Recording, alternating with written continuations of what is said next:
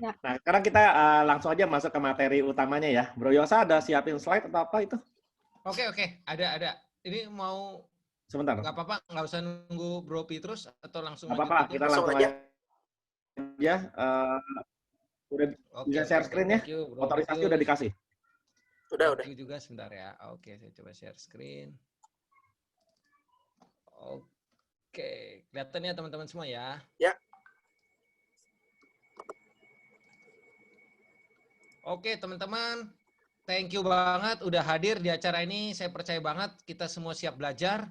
Dan juga saya hari ini akan membagikan 3 tips yang saya lakukan, teman-teman. Betul-betul saya lakukan dan saya harap ini teman-teman bisa lakukan juga. Karena yang saya gunakan ini lebih ke arah low budget, high impact. Karena saya belajar banyak mengenai jurus-jurus low budget, high impact yang nantinya bisa teman-teman tiru, contek, atau bahkan juga bisa pelajari buat tim-tim teman-teman. Jadi teman-teman thank you udah datang ke acara ini. Saya berterima kasih banget untuk Binus, terutama juga Pak Sis, terutama juga Pak Matius, juga Pak Petrus, juga Bu Arta, dan juga jangan lupa juga untuk tim Aro yang sangat luar biasa, juga Ketua BIK kita, Bro Markus Frenzel, yang beliau sangat-sangat sabar untuk menjadi ketua, begitu baiknya menangani sebuah grup yang dengan dinamika banyaknya masalah, peluang, dan juga bisa difasilitasi dengan sekarang menjadi beberapa grup. Jadi teman-teman yang belum grup, kebetulan mungkin ada yang umum, jangan lupa teman-teman kita punya BIK Friend, di mana kita bisa bergabung, berkenalan, dan juga mendapatkan informasi-informasi mengenai kegiatan belajar, informasi peluang, dan juga banyak tentang market jualan. Ada juga di BIK Market. Oke teman-teman, ini jurus yang saya pakai. Jadi siapa Yosa, saya sebetulnya orang yang terus belajar teman-teman, di mana saya juga sering jatuh juga teman-teman. Beberapa hari lalu juga saya baru saja kehilangan orang terbaik. Saya jadi juga sebagai manusia juga adalah orang yang biasa teman-teman. Jadi 3 hari yang lalu kita dapat kabar ada surat yang masuk ke email kita, salah satu orang terbaik di salah satu perusahaan kita yang udah jalan cukup lama, beliau harus meninggalkan kita, sangat kepukul juga teman-teman. Akhirnya kita kembali lagi di level jadi manajer, kita sudah bukan lagi tentang terima laporan, tapi sekarang saya sedang mengisi lowongan pekerjaan di locker.id. Jadi teman-teman, sekarang ini kalau saya lihat dari iklan yang sudah jalan sekitar cuma iklan cuma sekitar 1 hari 15 jam sudah mendapatkan 78 kandidat per hari ini teman-teman. Jadi iklannya jalan itu kemarin saya sudah dapetin kandidat 78. Jadi sebetulnya di era sekarang ini kalau bisa teman-teman ada beberapa tanda kutip ya kalau entrepreneur ya. Kalau entrepreneur itu ada beberapa tanda kutip benalu, saya harus bahasa kasarnya benalu, di mana kita pelihara tapi juga sebetulnya kita makan hati. Tapi di sini sarana yang paling tepat untuk teman-teman mencari kandidat yang terbaik menurut saya. Jadi pandemi ini ada positifnya, saya juga nggak munafik, saat ini positifnya yaitu kita mendapatkan HR, Human Resources, yang lebih bagus dan lebih murah. Nah, ini sebetulnya peluang buat kita semua. Jadi teman-teman, saya sekarang nanti juga akan saya cerita bagaimana cara saya mendapatkan orang-orangnya juga, saya interviewnya bagaimana. Jadi teman-teman, saya background-nya dari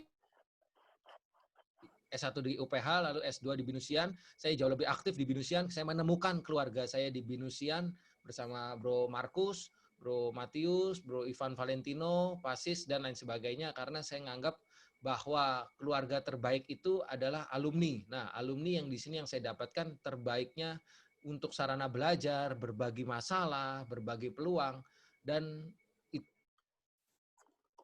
itu didapat di Binus. Tepuk tangan dong buat Binus. Yeay!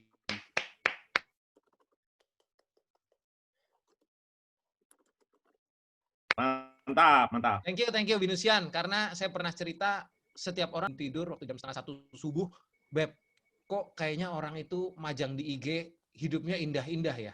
Ternyata teman-teman saya pelajari ya IG memang ada sarana untuk yang baik untuk menyimpan suatu memori, tapi sebetulnya yang paling penting waktu kita punya masalah, kita harus sharing ke keluarga ataupun juga orang terdekat. Nah, kebetulan BIK adalah salah satu tempat yang betul-betul sangat baik untuk sharing masalah atau peluang-peluang yang ada. Teman-teman jangan sampai lupa untuk gabung di BIK.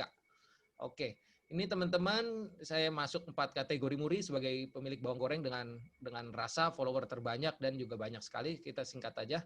Ini prestasi tahun 2018 di mana saya masuk dalam kandidat UMKM yang juga the best. Kemudian saya bikin acara turnamen, teman-teman, turnamen yang berhadiah bawang goreng sampai sekarang masih. Lalu kalau kita cari di Google, Yosa Teken akan keluar seperti ini. Jadi ini yang membentuk personal branding juga. Lalu juga ada media-media partner yang diliput gratis, bahkan saya dapat uang.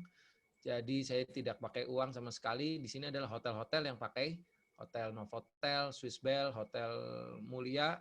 Lengkap ya teman-teman ya dengan alamatnya CV Setiadi Brother, Jalan Baratatama 1. Ini ada juga Jalan Baratatama 1, sama semua teman-teman, nih PO-nya sama. Lalu saya bikin konsultanindonesia.com. Jadi di sini per hari ini kita udah 88 project dengan 6 komplainan dengan 1 masalah yang nggak selesai. Jadi kita juga nggak sempurna tadi seperti yang teman-teman lihat. Jadi konsultan Indonesia ini adalah calo, di mana waktu itu saya kalau ada kesempatan sekali lagi saya pengen berhubungan dengan Bro Matius, saya pengen banget di mentoring sama beliau dan saya ingin sekali beliau juga menjadi komisaris di sini. Waktu itu 1,5 tahun, waktu itu kita pernah bertemu tentang ide ini, lalu saya waktu itu gaspol bikin ini. Puji Tuhan sekarang udah banyak testimoni tentang konsultan Indonesia, jadi kita menawarkan kecepatan, kemudahan, sama keamanan. Jadi intinya kayak Tokopedia lah. Teman-teman coba tulis di kolom komentar, pernah nggak dengar waktu tulis ya di kolom komentar, waktu awal-awal COVID booming, ada satu industri yang sangat laku, yaitu industri masker, teman-teman. Coba teman-teman tulis deh di kolom komentar, pernah ngeliat nggak, pernah ngerasain nggak, sama pernah denger nggak teman kita yang pernah kena tipu belanja masker di online? Coba yuk, komentar yuk, pernah nggak? Jadi dia udah transfer sekian rupiah taunya. Nah betul, ada banyak banget teman baik saya, aduh padahal dia baru lagi renovasi rumahnya, dia kena tipu 350 juta. Maskernya banyak yang busuk, betul, ada juga yang kena, betul. Sis Meli, thank you kejujurannya, thank you. Teman-teman juga, Yuliana, Arta, Bu Arta, Ananda, dan lain sebagainya. Nah, tapi ada orang yang smart. Nah, thank you Jonathan Aditya, banyak banget. Nah, karena itu saya juga nih jujur nih, cikal bakalnya terjadi konsultan Indonesia karena saya pernah kena tipu belanja di online. Waktu itu, waktu proses kelahiran, proses kehamilan istri saya yang ketiga, istri saya beli stroller. Beli strollernya di Instagram. Yang terjadi teman-teman, udah kena tipu, barang kagak keambil. Saya berhubungan sama salah satu sindikat penipuan online. Serem itu teman-teman. Saya bertemu akhirnya melaporkan ke polisi, walaupun cuma sekian juta, saya melaporkan ke polisi tanggal 28 Juli kalau nggak salah, 2018 kalau nggak salah. 2018 atau 2019 dah. Intinya saya kena tipu di situ waktu istri saya belanja online. Nah, uang saya udah dikembalikan. Tapi si maling ini dia pengen banget nomor rekeningnya kembali. Nah, kalau saya lanjutin lagi teman-teman, itu banyak sekali orang yang kena tipu. Tapi saya nggak punya kuasa untuk melanjutkan proses hukum karena uang saya sudah dikembalikan. Jadi ternyata mereka sindikat, teman-teman. Saya ketemu di Mall Ambassador, di BRI, di bawah, di ruko BRI-nya di bawah, dan serem sekali deh teman-teman. Nah, saran saya teman-teman kalau belanja apapun, please banget pakai orang ketiga. Nah, orang ketiga adalah Tokopedia, Bukalapak, atau Blibli, atau Lazada, atau Shopee. Itu saran saya teman-teman. Nah, kalau jasa apalagi teman-teman, jasa itu yang dilakukan di Konsultan Indonesia, yaitu kita menjadi makelar antara pembeli sama penjual dan kita tidak ngambil fee apapun dari pembeli. Jadi si pembeli, misalnya pembeli itu langsung negosiasi sama si penjual, misalnya sebut aja Bro Matius butuh paten, lalu Bro Matius di setting jadwal oleh sekretaris kita untuk bertemu sama 3 orang kandidat kita dan negosiasi langsung, lalu kita buatkan draftnya. Jadi kita nggak ngambil keuntungan sama sekali dari situ. Nah, oke teman-teman. Nah, lanjut lagi 3 tahun yang lalu saya membaca buku ini teman-teman. Ini sangat recommended kalau teman-teman lihat. Ini jadi selama 3 tahun itu saya sudah TO itu bahasanya take over 6 usaha. Usaha yang terakhir itu yang saya mau TO sekarang ini lagi lihat laundry di apartemen Gading Icon dengan penghasilan bersih sekitar 3,2 juta, dia jual sekitar 65 juta. Saya sedang mau ambil juga gara-gara buku ini teman-teman. Nah, dari kejadian buku ini yang saya pelajarin, terus saya mengajar juga tentang ilmu-ilmu di dalam buku ini. Saya membuat satu bisnis namanya bisnis new normal. Ini sama, basically sama teman-teman seperti tanda kutip maklar di tengah. Teman-teman bisa cek juga, saya nggak promosi sama sekali, tapi saya tunjukkan bahwa ide-ide itu bisa nongol karena teman-teman baca dan juga kalau bisa teman-teman sesering mungkin mengajar kembali, karena mengajar kembali adalah salah satu jurus yang terbaik. Lalu ini jasa pengasuhan aspal.co.id pada tahun ini COVID ini tengkurap teman-teman, tengkurap, kita cuma dapetin 1 order itu juga omsetnya cuma sekitar 44 juta dengan keuntungan sekitar 10-15% di bulan ini, di tahun ini loh teman-teman. Nyungsepnya karena pengaspalan pada jarang, lalu juga ini orderan yang dulu teman-teman, dulu padahal kita jalannya cukup oke. Dengan sama perusahaan-perusahaan TBK juga kita masuk nih, CV Setiadi Brother, Yosa Setiadi, ini workshop kita dengan TBK banyak, Cia Window, Was kita semua ambil, tapi sekarang lesu. Nah ini jahe susu asoy juga teman-teman, di era pandemi seperti sekarang ini saya pivot dari yang gerobakan, saya sekarang jadi jual bentuk saset, jadi sasetan, lalu ada juga orang-orang yang jual ke kafe, jadi minuman mereka. Nah, oke teman-teman, ini juga ada beberapa usaha yang saya juga ada bangkrut, ada juga yang merugi, ada juga yang masih merangkak, tapi semuanya saya lakukan dengan ceria dan sekarang saya akan mengajarkan teman-teman bagaimana di salah satu usaha saya yang namanya bawang goreng soy, di mana bisa belajar untuk lebih bangkit lagi. Yuk di sini ketik dong teman-teman. Are you ready? Jawab dong. Ready. Wah, malah kayak gitu. Ready. Nah, gitu dong. Waduh, kayak kuda. Oke, thank you Bro Bernard Santoso, Lisa Sevang, thank you mau belajar ya. Wah, Ko Budi, dahsyat nih Ko Budi selalu mau belajar, saya juga belajar banget dari beliau.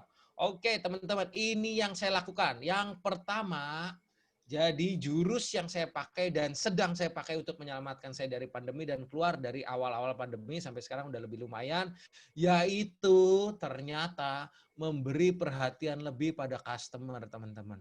Ini salahnya saya, teman-teman, dulu.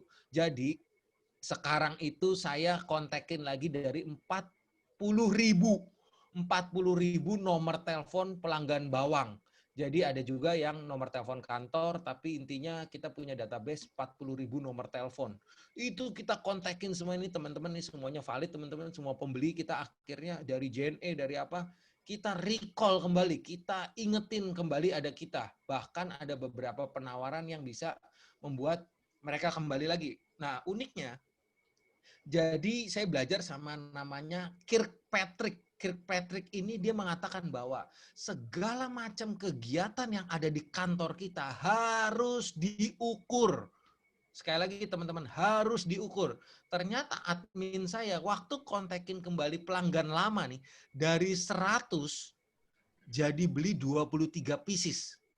Saya nggak sebut berapa orang ya, tapi yang saya ukur adalah beli berapanya. Beli berapanya 23. Bayangin nggak teman-teman? Dari 100 orang di recall kembali jadi beli 23. Saya nggak sebut berapa orangnya, karena bisa jadi 2 orang yang beli 10 dan 13 teman-teman. Tapi intinya recall ini sangat baik untuk membuat kita tahu bahwa jurus low budget high impact yang kita lakukan era pandemi ini berhasil. Nah, kemudian teman-teman, setelah lebih perhatian, yang kita lakukan adalah menawarkan lebih, teman-teman. Ini yang teman-teman wajib lakukan, menawarkan lebih. Seperti apa?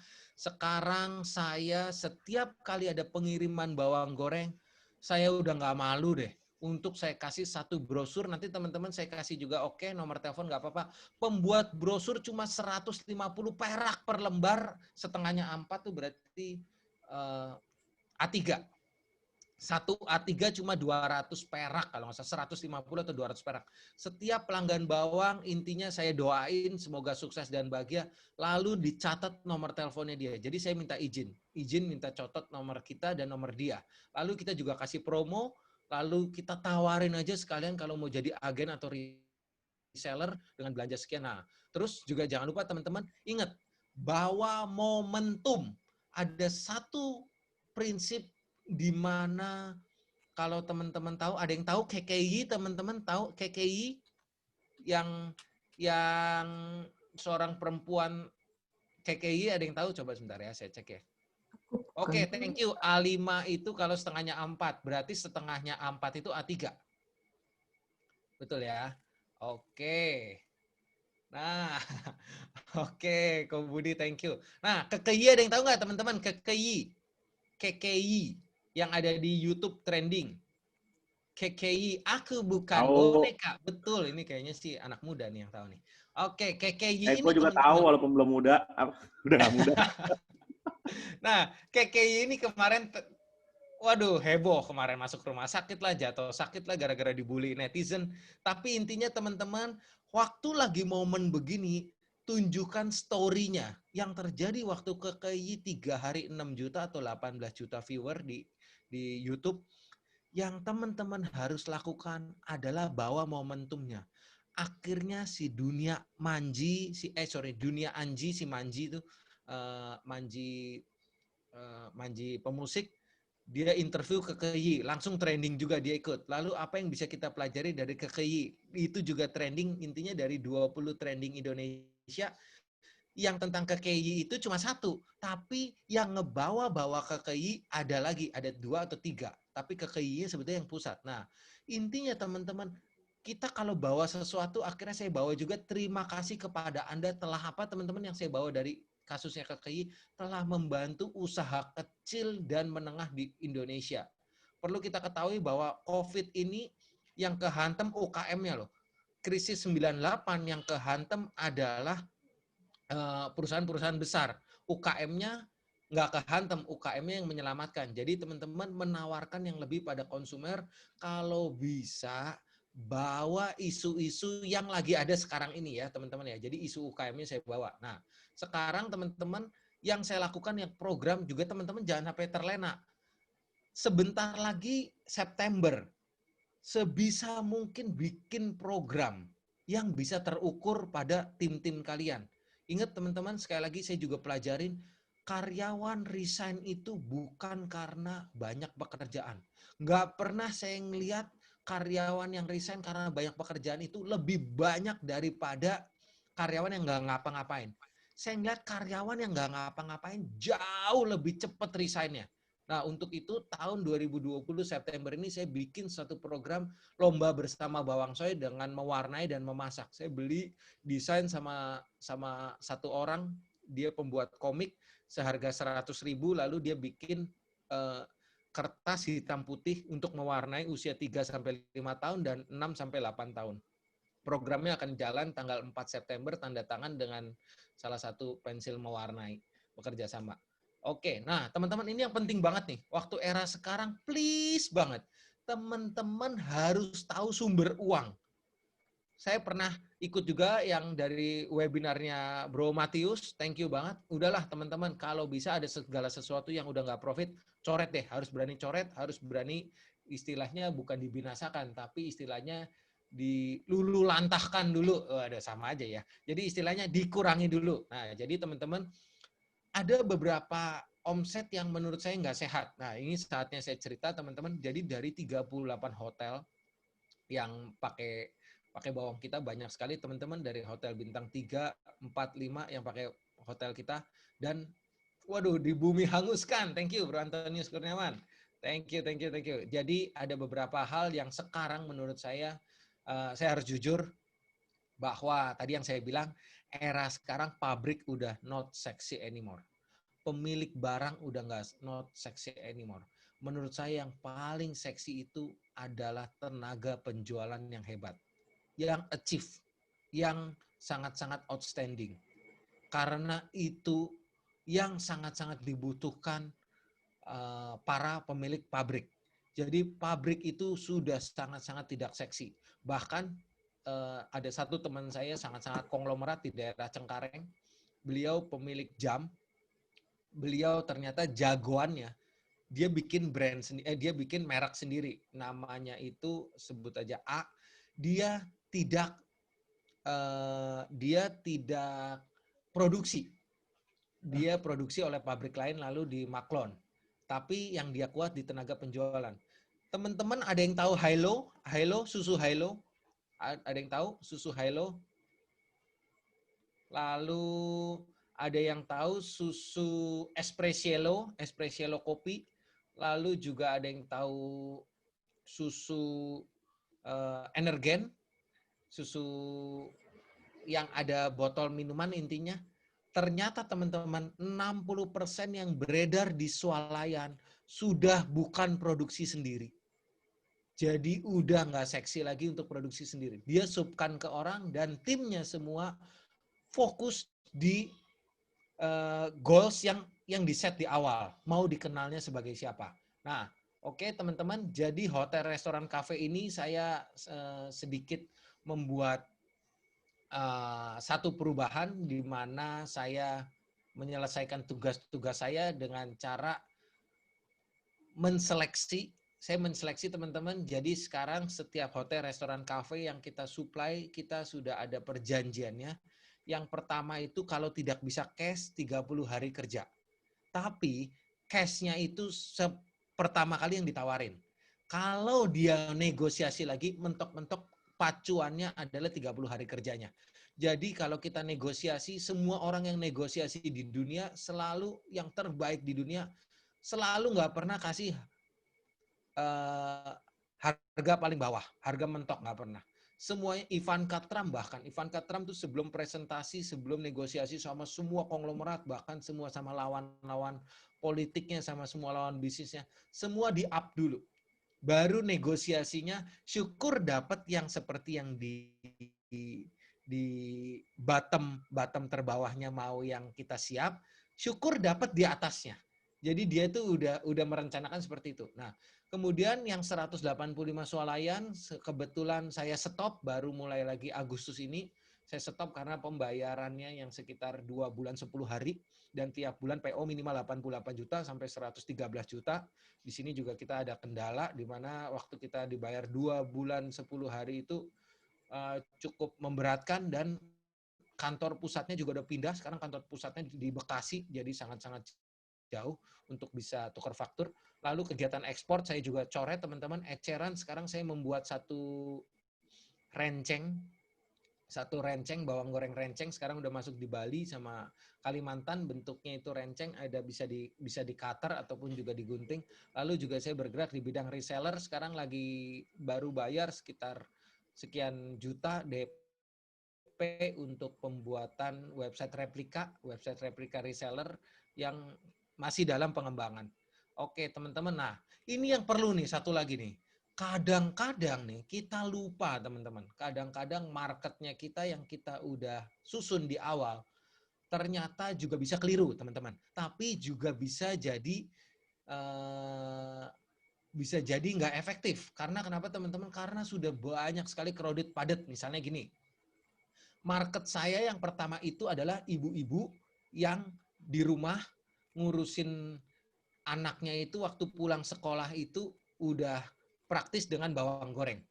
Ternyata gara-gara anaknya ada di rumah, ada satu pelanggan yang jadi stop beli bawang goreng karena dia berkreasi masak sendiri sama anaknya. Jadinya saya pikir ada beberapa market yang sudah berubah banget, tadi seperti yang dikatakan Bu Arta, di mana kita memang berubah semua dalam era sekarang ini. Lalu yang saya gunakan sekarang adalah 200 anak-anak milenial di bawah usia 25 tahun yang menjadi kita masuk ke market tersebut. Seperti ini, Yeni Cynthia, bahkan gara-gara saya begini, ada banyak teman-teman pengusaha, Yos, DM dong, bagi nomornya dong, gue masih jomblo nih. Waduh, salah fokus. Oke, nah terus juga ada beberapa juga yang saya ganti seperti ini, teman-teman, bentar. Ada nge-lag, bentar. Nah, ini yang saya main lagi, fokusnya masuk ke milenial, dan juga ada ratusan gambar, ratusan video yang kita udah masuk cuma dalam jangka waktu 2 bulan setelah pandemi. Waktu itu kita Maret masih terlambat, April masih terlambat, Mei kita mulai Mei udah masuk ke arah anak-anak muda gaul. Ini teman-teman ada juga dari Bandung, juga dari Jakarta. Coba nih yang paling kanan teman-teman, ada berapa gambar bawang yang mengandung bawang di yang sebelah kanan, ada berapa teman-teman? Yuk jawab yuk, yang kanan ada berapa bawang? 1, 2, 3, betul, Bro Martinus Yopi. Betul. Karena ada 2 bawang yang ada di pohon. Thank you. Nah, lanjut lagi. Jadi teman-teman, jadi new market yang saya lakukan seperti apa teman-teman? Saya lakukan seperti ini, saya masuk nih, ini loh Yos, lu nggak sayang Yos bagi-bagiin bawang? Nah, ini saya pengen kasih tahu ke teman-teman, yang saya bagiin adalah gratis. Sekali lagi ya teman-teman ya, saya hanya mengumpulkan orang dengan kriteria yang saya mau dengan minimal follower sekitar kalau nggak salah 2.000 atau 4.000, saya lupa, dan gratis. Ini teman-teman bisa lihat like-nya bisa sampai 1.000, like-nya bisa sampai 200, ada juga yang sampai ratusan juga teman-teman, banyak, ada yang 1.600 juga, tapi ada juga yang 100. Nah, tapi ada satu yang hebat teman-teman, yang jadiin low budget high impact adalah saya nge-DM-in semua komentar. Jadi teman-teman sekali lagi, saya nge-DM-in semua komentar. Jadi ini setiap kali komentar bisa ada yang sampai 300, ada yang sampai 50 komentar. Saya DM-in satu persatu. Jadi kayak ini misalnya si Kevinnya bilang cantik, jadi pengen beli bawangnya juga deh. Lalu kita DM-in, kakak pengen beli bawangnya juga ya, ayo kak beli aja kak, lagi promo kak, ini dan lain sebagainya. Lalu teman-teman jangan pernah lupa juga untuk era sekarang ini bikin engagement. Ini udah saya lakukan dari tahun 2018. Ini sangat-sangat baik teman-teman, engagement seperti ini yang saya lakukan. Misalnya seberapa greget lu, ini saya simpen. Kemarin gue minjem duit, terus pas ditagih gue yang ngamuk. Itu si Dina menang. Sekarang dia jadi pembeli tetap kita, bahkan karena dari follow up teman-teman. Jadi seberapa greget bawang, seberapa greget lo, tadi gue goreng bawang, terus minyaknya gue angkat, bawangnya yang gue diemin. Nah, terus seberapa greget lo, tadi aku ziarah ke kuburan, terus kuburannya aku tabur bawang soy. Nah, pokoknya ini saya simpen, ada sekitar berapa ratusan saya simpen. Kemarin gue goreng bawang, terus pakai minyak kayu putih, dan lain sebagainya. Intinya kita harus simpen teman-teman, karena saya belajar waktu itu dari engagement yang dilakukan waktu itu Hawkband. Hawkband itu saya betul-betul merasakan, kalau orang ke Hawkband itu merasakan nikmat atau kenyang. Saya kalau lewat Hawkband merasakan sengsara. Kenapa teman-teman? Anak saya narikin terus, pengen koleksi mainan.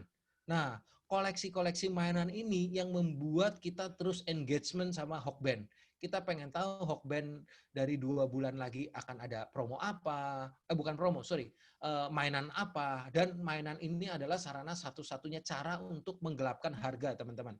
Harga itu coba nanti teman-teman search juga, siapa di sini yang pernah makan McD lagi promonya Minion? Ayo, yuk komentar yuk. Siapa yang pernah makan McD? Oke, thank you Bro Matius. Siapa lagi? Anak gua, thank you Matius. Nah, jangan kaget ya teman-teman ya, jangan kaget ya. Kalau kita lihat di Tokopedia, thank you Bro Antonius. Kalau kita lihat di Tokopedia, kita ketik liter GRU Minion McDonald. Gile, harganya ada yang 400.000 teman-teman. Padahal dulu itu gratis dari beli Happy Kids, Happy Meal atau Happy Meals. Kalau Happy Meals.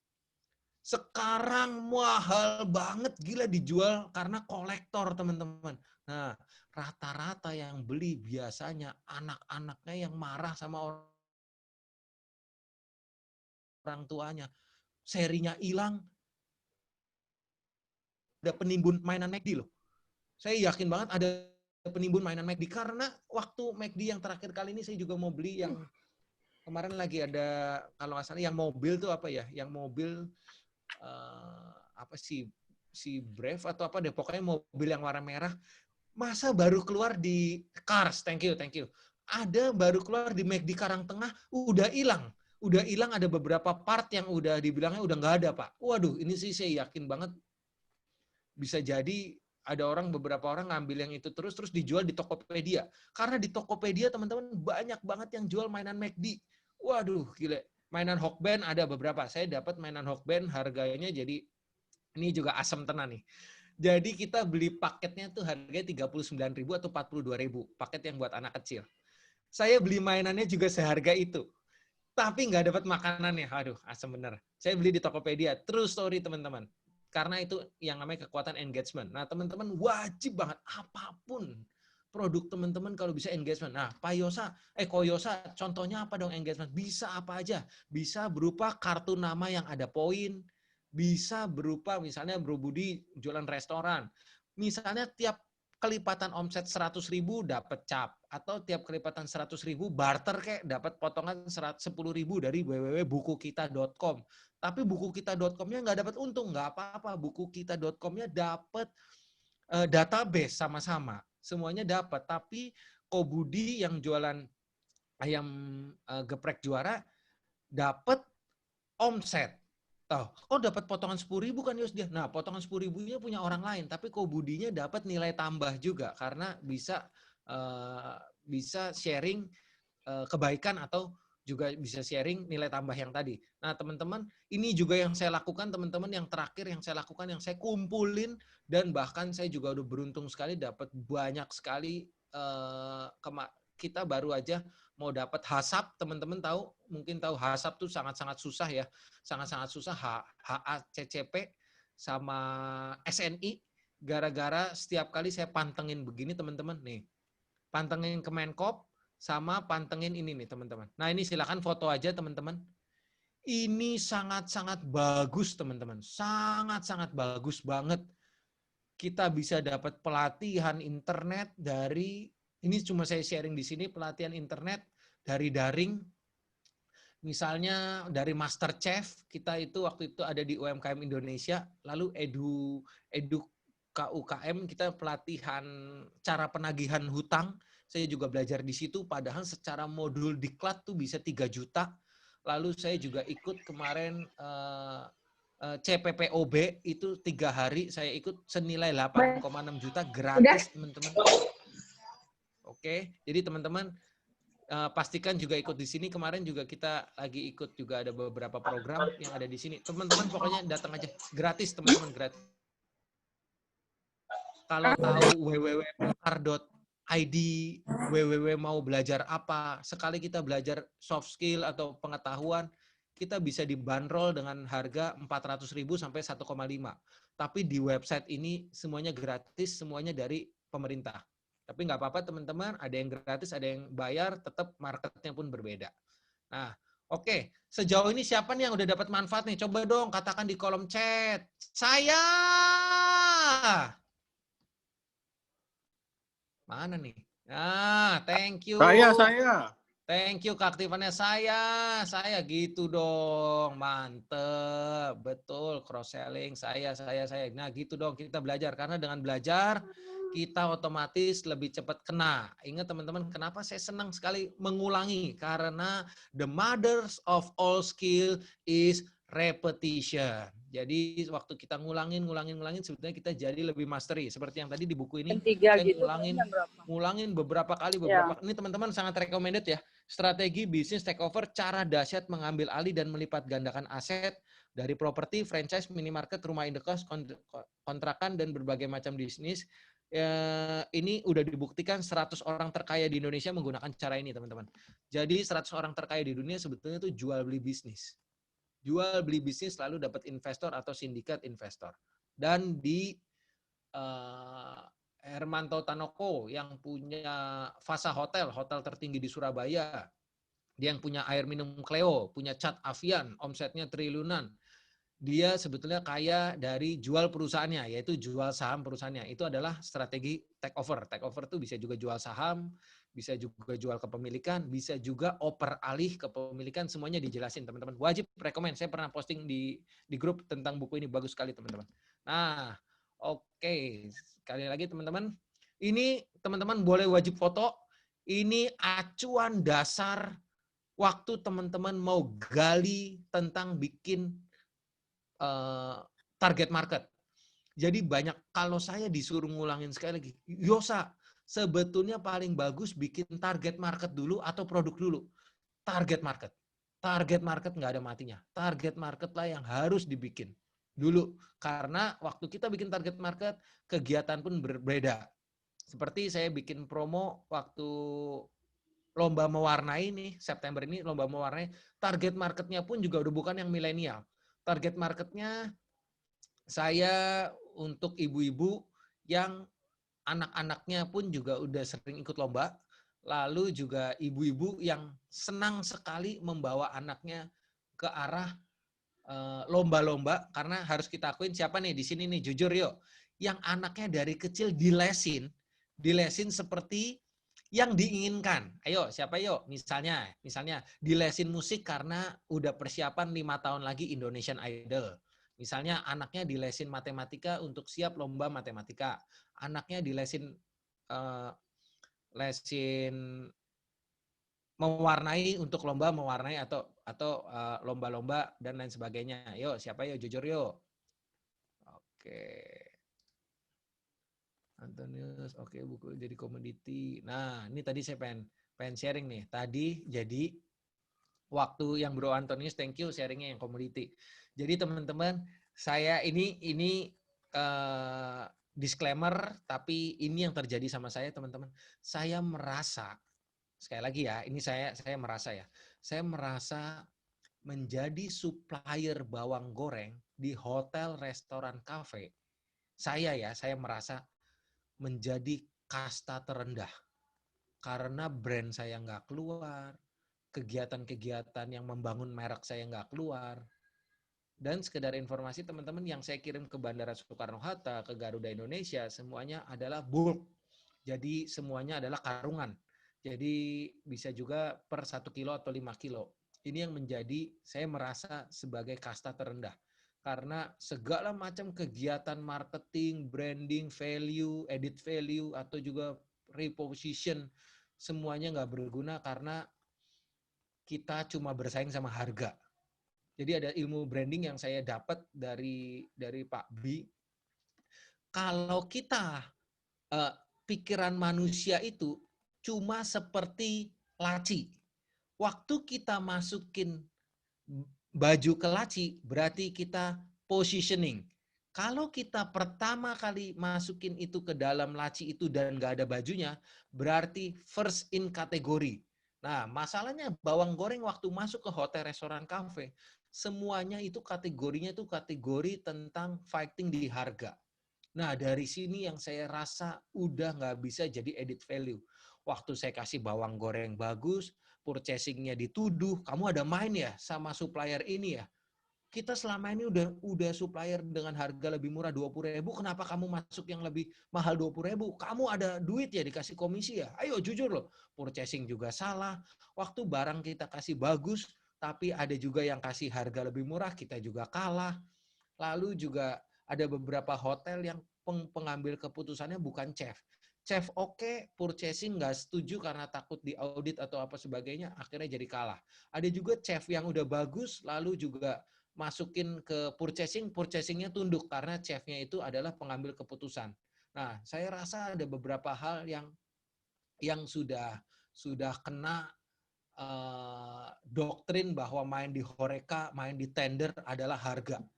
Dan kualitas hampir 11-12, hampir semuanya sama. Ini yang membuat saya pikir saya udah nggak bisa cukup banyak di sini, dan omset yang dulu sekian ratus juta sekarang nggak nyampe separohnya, tapi untungnya juga udah hampir full, hampir 100% karena saya ganti haluan.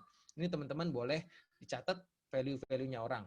Nah, ini teman-teman juga catat nomor telepon saya boleh, kalau nggak nanti tanya Bro Matius. Nah, teman-teman sekali lagi, setuju nggak? Yuk jawab ya, setuju nggak? Kalau sekali lagi nanti kita bikin event jauh lebih meriah, jauh lebih berguna lagi, bermanfaat tentang brand, logo, dan promosi. Yuk, ketik terima kasih Binus di komentar yuk. Ketik terima kasih Binus di komentar. Yuk. Oke, thank you. Thank you aktifnya teman-teman. Terima kasih Binus. Nah gitu dong, Binus tuh baik banget. Saya juga, bersyukur banget. Nah ini nanti kita akan belajar juga nih studi kasus. Jadi saya kasih orang tua saya usaha sate ayam Pak Uban, khas Banyumas. Ini ternyata nanti kita studi kasus. Ternyata ada kesalahannya. Lalu saya juga bikin ketoprak bungkus kado. Lalu ada salahnya. Lalu ini yang paling parah. Paling parah waktu itu saya rugi 252 juta. Saya rugi. Saya bikin restoran namanya Seafood Hotel. Dalam 1 bulan minimal 1 sampai 3 orang datang pengen check in, pasangan muda non nikah. Akhirnya itu juga saya salah. Jadi kita banyak belajar nanti. Nah, kenapa makanan-makanan fast food selalu warna merah? Nah, merah itu selalu warna berani. Rata-rata orang lihat merah berhenti sekian detik. Lalu mereka gunakan untuk banner-bannernya mereka dan logo mereka. Nah, nanti juga kita belajar nih. Ternyata setiap kali kita ngelihat Hyundai kok kayaknya ada kehangatan ya. Oh, ternyata orang jabat tangan, teman-teman. Lalu juga tentang Apple, kenapa Apple ternyata dari bite. Jadi waktu gigi itu menggigit Apple kan bunyi bite gitu. Nah, terus juga Amazon, kenapa smile-nya dari A sampai Z? Ternyata jualan apapun ada ya, A sampai Z di Amazon.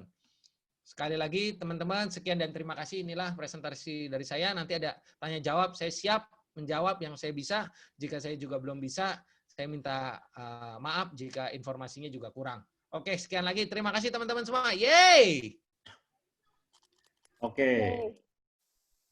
Mantap. Kita Bro Petro sudah berhasil join nggak? Mantap. Ya, oke. Saya kembalikan kepada moderator. Thank you, Bro Matius. Tadi udah bantu gantiin sebentar. Masih di mute, Bro Petrus. Masih di mute. Masih di mute.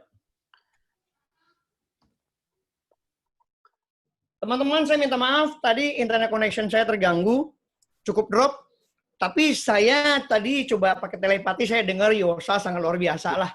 Dari suaranya saya sangat-sangat membuat saya spirit. Tadi Yosa punya buku take over ya? Bukan. Saya juga beli. Bro. Saya juga beli di Tokopedia. Sekarang bukunya sih udah nggak ada. Jadi ini bukunya recommended banget. Aduh, saya sih ada sih di rak buku saya. Jadi teman-teman yang gue juga punya, Bro. Ya. Jadi sorry nih. Ya luar biasa Yosa. Bentar, aku potong dulu bentar. Ya, siap, jadi teman-teman, buku ini sangat bagus. Kalau teman-teman nggak pakai strategi bisnisnya, teman-teman akan dapat CD-nya. Ini bukan saya jualan, teman-teman. Saya beli pun juga di Bukalapak sama Tokopedia. Bukunya tuh ada CD. CD-nya tuh bagus banget menurut saya, teman-teman. Bagaimana cara memberi penawaran ke otak kiri dan bagaimana cara memberi penawaran ke otak kanan. Jadi ingat teman-teman yang tadi saya katakan, Ivanka Trump itu sebelum negosiasi selalu dia lakukan 2 hal. Dia mau tahu nih hasil negosiasi terburuk apa, sama dia mempelajari lawan negosiasinya. Nah, sebaiknya kalau kita cari investor, waktu kita udah dapat waktunya bertemu sama investor, sebisa mungkin kita pelajari dia otak kiri atau otak kanan. Waktu dia otak kiri pakai presentasi yang bentuknya ini, pakai otak kanan dia pakai presentasi yang bentuk ini. Ada semua diajarin di sini. Oke, itu aja sih. Saya nggak promosi, teman-teman. Saya juga nggak dapat Rp1 pun ya dari yang saya kasih tahu buku-buku yang bagus. Tapi saya sedang baca juga buku-buku yang bagus seperti Unbranding sama saya lagi selesaikan ini juga, teman-teman. Tapi belum selesai. 1 hari 40 halaman. Saya beli buku 1,3 juta. Wah, ini kayak buku pintar, Bro Matius. Kalau tebal punya gua. Oke, oke. Ini kayak buku pintar. 882 halaman. Aduh, ini bagus teman-teman. Oh. Laksita, ini 10 greatest advertising secret. Nah, saran saya teman-teman yang era pandemi seperti ini, mau nggak mau belajar penjualan deh. Percaya sama saya deh. Belajar penjualan itu yang menyelamatkan hidup kita. Either ternyata new normalnya udah lewat, ataupun juga new coming yang baru, kayak normal yang baru. Belajar penjualan dipakai dimanapun. Dimanapun, teman-teman. Oke, itu aja sih. Saya kembalikan ke moderator tercinta kita. Yeay! Ya, siap. Terima kasih Yosa. Yes. Yosa, tadi saya melihat Yosa bercerita mengenai branding ya. Yosa bercerita mengenai branding, banyaklah branding lah. Ada personal branding, mungkin ada corporate branding, kemudian Betul. juga ada product branding ya. Betul, Nah, ada tiga. Betul. Ayo Yosa, kita melihat ya, zaman era digital. Zaman era digital ini banyak perusahaan yang bergerak offline, kemudian ada juga yang online. Betul. Nah, menurut Yosa ini kita branding ini sebaiknya di era digital ini yang terbaik atau prioritinya apa sih? Mohon tips-tips dan pengalamannya. Silakan Yosa. Oke. Thank you Pak Petrus. Ini jawaban yang bagus banget nih. Kadang-kadang orang suka keliru nih, mendingan personal branding atau corporate branding atau produk branding. Nah, sebetulnya menurut saya tiga-tiganya penting, tapi tetap harus pilih di awal. Di awal tujuan kita, teman-teman. Jangan sampai keliru, teman-teman. Jadi kalau tujuan kita membesarkan nama perusahaan untuk membuat salesnya di bawah jalan, saran saya yang paling betul corporate branding. Kemarin saya melakukan tes. Saya melakukan tes ke orang-orang. Kalau ada Garda Auto, kalau ada Sun asuransi, sama satu lagi asuransi mobil apa gitu, Andromeda atau apa deh, saya lupa. Kira-kira pilih yang mana? Rata-rata Garda Auto belum menang. Rata-rata Garda Auto belum menang. Masih 30%, 40%. Nah, Garda Auto jadi menang waktu saya tulis by Astra. Nah, jadi teman-teman kembali nih.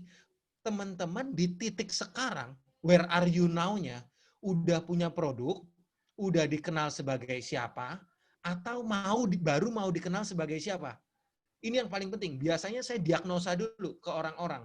Mau kenalnya sebagai siapa? Misalnya kalau suatu bengkel itu udah 20 tahun. Dia bergerak di bidang cat duko, cat ketok. Nah, kalau untuk brandingnya, berarti kan udah kena nih. Dia udah kegiatan brand. Jadi teman-teman jangan sampai salah nih. Harley Davidson itu produk ya, sekali lagi ya. Harley Davidson adalah produk. Logo Harley Davidson yang ditempel di tangki motornya adalah merek yang berupa logo. Orang yang ditato Harley Davidson di tangannya adalah branding. Nah, jadi teman-teman jangan sampai lupa. Kegiatan branding adalah kegiatan membesarkan brand. Nah, kegiatan membesarkan brand berarti kita tarik lagi, kita punya satu tujuan yang namanya adalah goal dari produknya kita. Produknya kita mau dibikin brandnya apa yang ada di benak konsumen. Nah, kegiatan untuk menyampaikannya tersebut adalah branding. Jadi jangan sampai salah loh teman-teman. Iya nih gue punya branding ini nih, salah nggak ada. Gue punya branding ini nggak ada. Brand itu tuh bukan produk, bukan logo, bukan bahkan bukan tulisan. Branding tuh cuma what people say about you lah.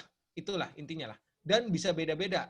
Misalnya orang dikasih duit 150 juta, yang dia beli pertama Avanza.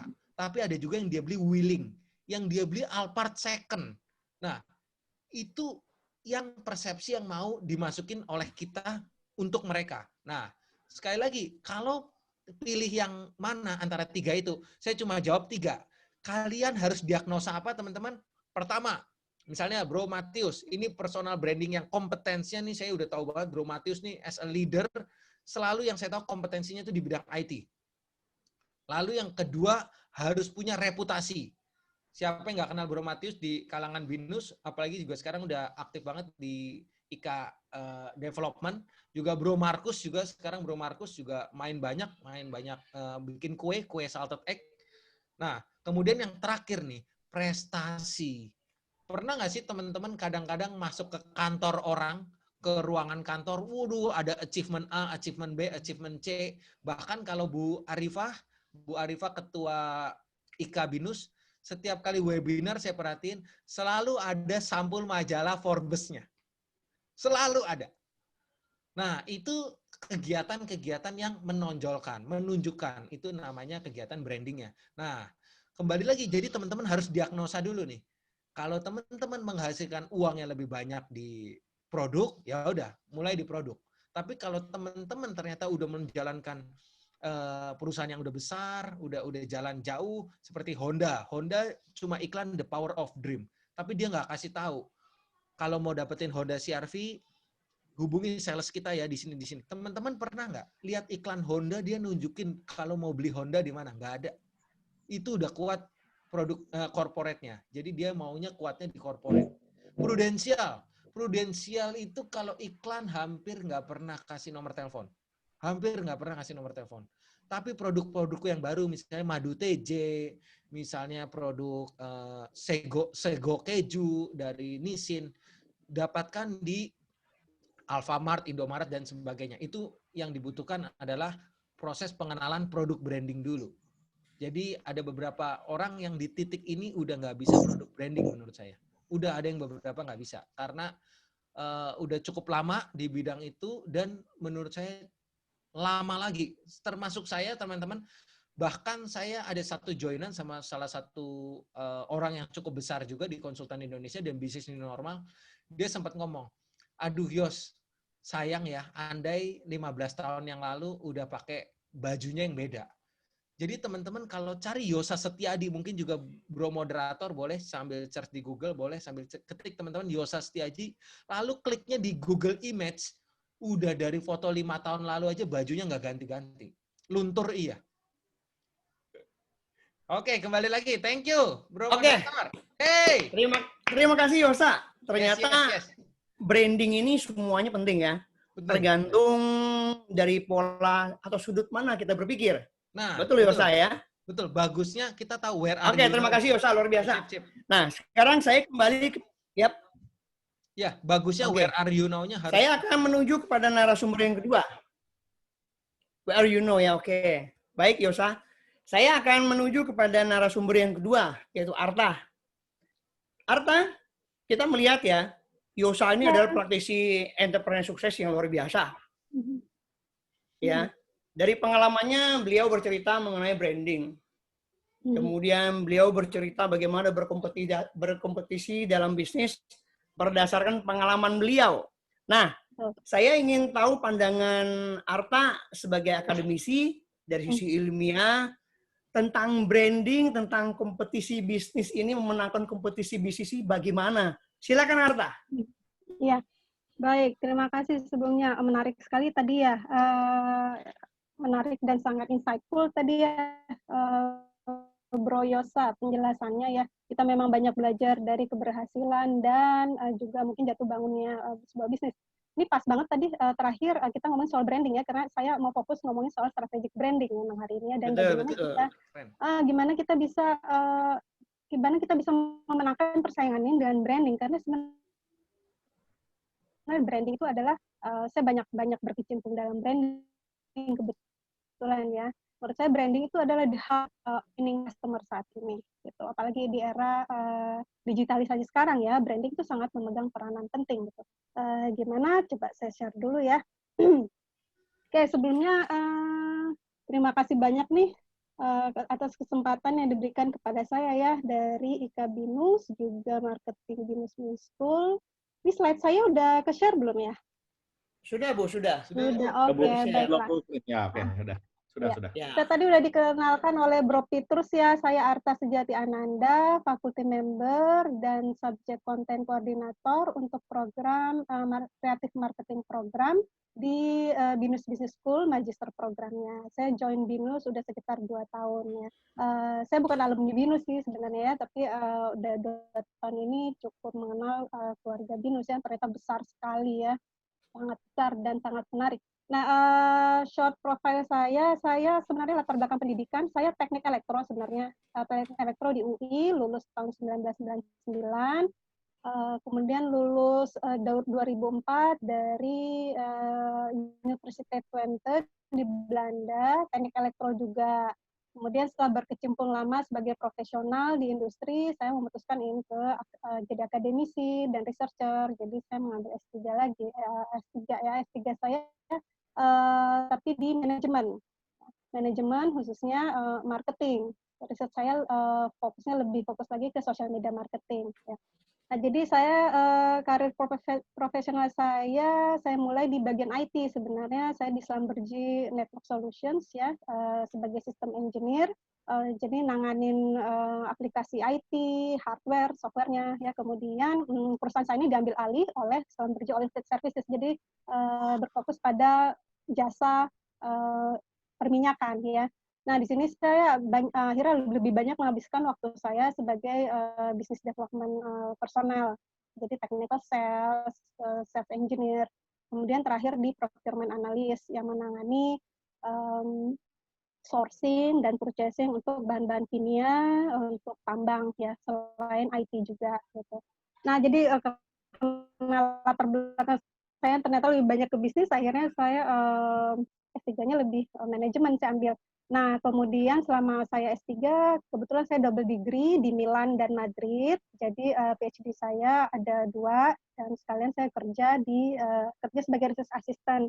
Karena di sana biasanya kalau kita kerja sebagai PhD kandidat, kita adalah employee gitu ya. Jadi saya bekerja juga di sana, di bolak-balik Milan dan Madrid. Yang Italia saya sudah selesai tahun 2017, yang di Milan, Madrid kemarin saya lulus tahun 2019. Jadi saya bekerja sampai 2017 di sana, kemudian 2018 saya bekerja di BINUS. Jadi itu sedikit latar belakang mengenai saya ya, sampai saya balik lagi ke Indonesia sekarang ini. Ya, sekarang saya akan lihat dari segi strategic branding-nya ya, dan bagaimana kita membangun diferensiasi. Ini saya mau fokus pada diferensiasi yang kita bangun ya, untuk memenangkan kompetisi gitu. Ya tadi Bro Yosa udah banyak menjelaskan ya taktisnya, pengalamannya seperti apa. Saya mungkin agak mundur sedikit ke belakang mengenai perencanaan secara strategis nih mengenai branding ya.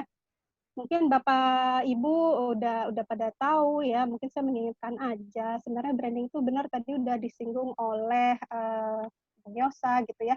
Sebenarnya kalau kita ngomong perencanaan pemasaran itu ada 3 hal yang selalu berkaitan. Ada market itu terbentuk atas customer, ada company, dan ada kompetitor ya. Nah, betul tadi Bu Yosa sebut, pilih mana sih produk atau targeting dulu, targeting ya. Menurut teori itu targeting. Kenapa? Ya kita kayak coba-coba aja kalau kita nggak ada targeting ya. Kita yang mana sih customer yang kita mau target, yang mau kita fokuskan gitu, kita nggak akan fokus kalau kita nggak ada targeting. Jadi pertama kita tentukan dulu nih customer kita needs-nya apa sih, wants-nya apa sih, ada demand-nya nggak. Nah, kita sebagai company ini kemudian nentuin di bagian dari customer yang mana yang mau saya jadi audiens saya gitu. Mau ambil mass marketing silakan, atau mau cuma niche aja sebagian dari customer itu. Nah, itu nanti tergantung dari analisa kita mengenai konsumen tersebut. Nah, berkaitan dengan company, customer, ada kompetitor nih pihak ketiga ya. Customer itu selalu belajar, dia punya learning behavior. Dia akan selalu belajar mengenai apa yang ada di pasar, mengenai produk, mengenai merek-merek yang ada. Nah, disinilah pentingnya positioning. Apalagi kalau pasarnya udah semakin crowded gitu ya, kompetitor semakin banyak, penuh otak dia gitu ya. Karena itu dia akan selalu nih dalam benaknya dia, si kompetitor ini bawa produk ini, si produk ini kegunaannya ini, kategori produk ini apa aja sih yang tersedia di pasar, itu selalu ada di benaknya. Itu namanya consumer mind, ada persepsi. Nah, si company kita ini sebagai sebuah bisnis, disitulah tentunya positioning. Kita harus bisa masuk ke benak konsumen. Gitu. Disitulah namanya, itu makanya kita perlu positioning, karena kita harus bisa gitu loh, menjadi sesuatu yang nancep di pikiran konsumen. Nah, itu yang kita sebut sebagai positioning. Nah, kita butuh juga yang namanya diferensiasi ini. Bagaimana kita sebagai sebuah perusahaan, sebuah bisnis membedakan dengan kompetitor lain. Nah, inilah yang namanya diferensiasi, ya. Karena tadi semakin crowded apalagi kompetisi, konsumen nanti akan semakin bingung yang mana gitu ya. Yang mana sih si A, mana sih si B gitu. Nah, berkaitan dengan tiga hal tadi, branding itu seperti apa ya, benang merahnya yang mengaitkan ketiga hal tersebut. Sehingga sebagai sebuah bisnis, kita itu menyediakan sebenarnya value proposition. Kita sebenarnya nggak nyediain produk ke konsumen. Ya. Di marketing, apalagi marketing modern itu, kita sebenarnya yang kita sediakan bukan, kita nggak jualan produk ya. Kita jualan value. Kenapa value? Karena kita jual itu harus ada reason-nya kenapa yang kita jual itu harus dipilih. Kenapa? Karena dia memenuhi needs-nya, kebutuhan, dan juga keinginan konsumen. Jadi dia should be satisfied. Karena itu disebut value, ya. Dan sesuai dengan persepsi konsumen. Nah, nanti value proposition itu yang kita terjemahkan jadi marketing mix. Kalau berbicara soal operasionalnya, promosinya, fitur produknya seperti apa, bagaimana cara saya distribusi, bagaimana saya bertransaksi dengan konsumen, nah itu tahap operasionalnya gitu. Jadi sebenarnya kalau kita bicara soal pemasaran itu mulai dari awal tadi ya. Kita paham dulu soal konsumen kita, needs, wants, dan ada nggak demands-nya. Kalau nggak ada demands-nya, maksudnya ada kebutuhan tapi kayaknya konsumennya juga nggak mau beli, nggak mampu secara finansial, nggak mampu, yang ngapain, not worth it juga kita going to that market gitu ya. Nah, brand tadi ya, jadi dia kayak penyatu semuanya nih, company, customer, kompetisi ya. Sebenarnya kalau kita bicara membangun brand, itu adalah kita bikin brand equity. Brand equity itu adalah persepsi konsumen mengenai nilai merek kita itu ya. Jadi misalnya kalau saya beli handphone, ada tulisannya Apple, iPhone, kemudian saya ditawari juga suatu handphone persis fiturnya dengan Apple punya, iPhone punya, ya, persis fiturnya punya, tapi nggak ada logonya Apple situ, nggak ada iPhone. Saya akan milih yang ada logonya iPhone. Itu namanya brand equity. Kenapa? Karena saya udah tahu nih kualitasnya si Apple, si iPhone. Nah, itu namanya brand equity. Brand equity itu sebenarnya adalah penjumlahan antara brand identity dan brand image. Kenapa disebut penjumlahan? Jadi gini, kalau sebagai pemasar yang kita ciptakan itu adalah brand identity. Kita create, saya pengen personality brand saya seperti ini, fun, menyenangkan, hangat, atau saya pengen brand saya diasosiasikan dengan ramah lingkungan. Itu adalah brand identity. Saya pengen kayak Gojek, saya pengen brand saya itu diasosiasikan dengan membangkitkan, memberdayakan orang-orang yang sebelumnya non-privilege kayak Bang Gojek. Itu adalah brand identity, brand personality. Itu yang ingin kita sampaikan. Tapi ini kan brand identity ini harus kita sebarkan ke target konsumen kita. Konsumen ini punya persepsi. Nah, persepsinya ini adalah brand image. Tugas kita sebagai sebuah brand atau pemasar memastikan brand identity yang ingin kita sampaikan itu akan sama dengan brand image. Kalau enggak, sia-sia. Nah, disitulah tantangannya, gitu ya.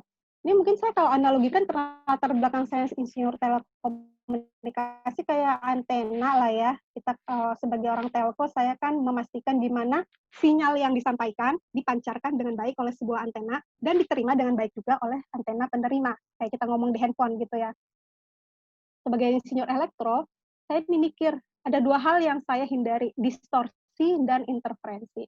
Distorsi itu adalah sinyalnya kurang kuat sehingga orang yang terima nggak mudah, aduh di kresek-kresek nih apa, kalau kresek tuh noise ini nggak kedengeran nih kamu ngomong apa, jadi sinyalnya nggak kuat, itu namanya distorsi. Kemudian ada yang namanya interferensi. Interferensi itu terjadi kalau gelombang pemancar saya diganggu oleh gelombang pemancar lain. Jadi misalnya kalau kita dengar radio tuh kadang-kadang suka, oh ada suara-suara lain gitu ya, kalau kita tune in, itu karena ada gelombang frekuensi yang sama. Nah, dalam komunikasi brand ini juga sama gitu ya. Ada mungkin terjadi distorsi, ada mungkin terjadi interferensi. Terjadi distorsi kalau kita nih sebagai pemasar kita nggak secara ini distorsi bisa terjadi secara internal. Kita kurang kuat, promosinya mungkin nggak kenceng, distribusi kita kurang menjangkau dengan baik. Akhirnya konsumen nggak mudeng gitu. Ada nggak sih nih brand gitu ya? Itu namanya distorsi. Kurang kuat kita nyampein brand kita, produk kita. Ada yang namanya interferensi. Nah, interferensi ini bisa dari kompetitor. Mungkin ada kompetitor lain yang nyampein produk sama kita.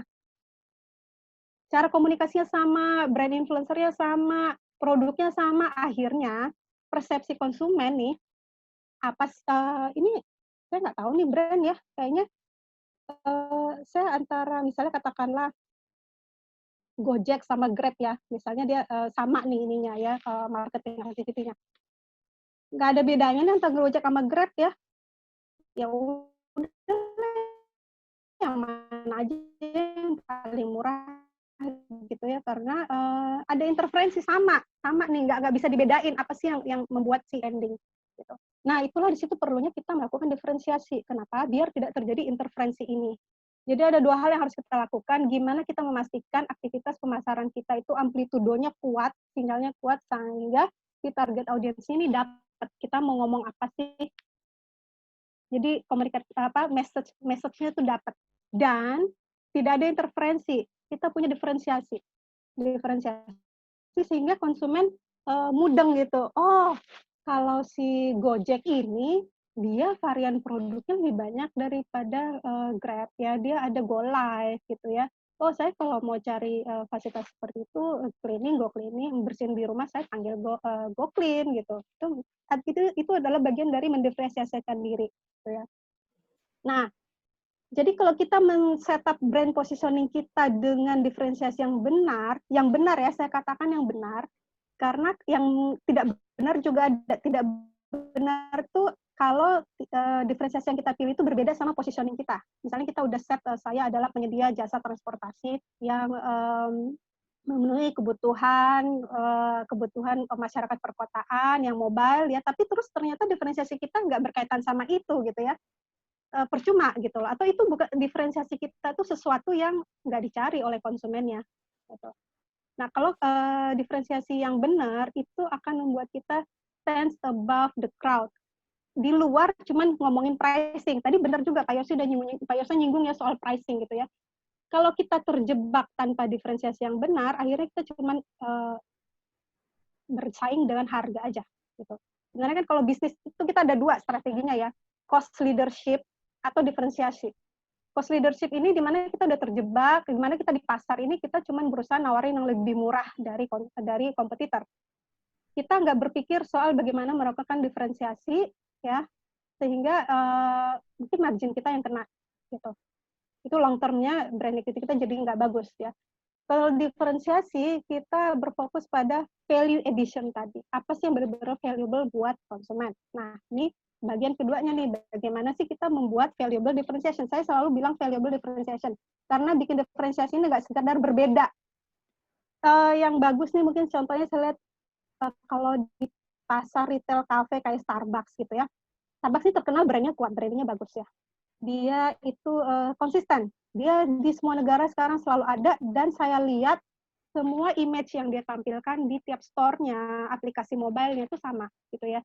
Misalnya kita datang ke tokonya, pelayanan konsumennya sama, kita tuh bisa betah lama-lama di sana. Jadi mereka tuh nawarin cafe style yang lifestyle, mereka menawarin lifestyle drinking coffee, not coffee-nya itself gitu ya. Dia lebih ke lifestyle-nya. Jadi saat datang ke sana kita bisa nyaman hangout, ngobrol gitu ya. Terus mereka nyediain banyak bahkan fasilitas untuk kita bisa kerja, bisa meeting ya.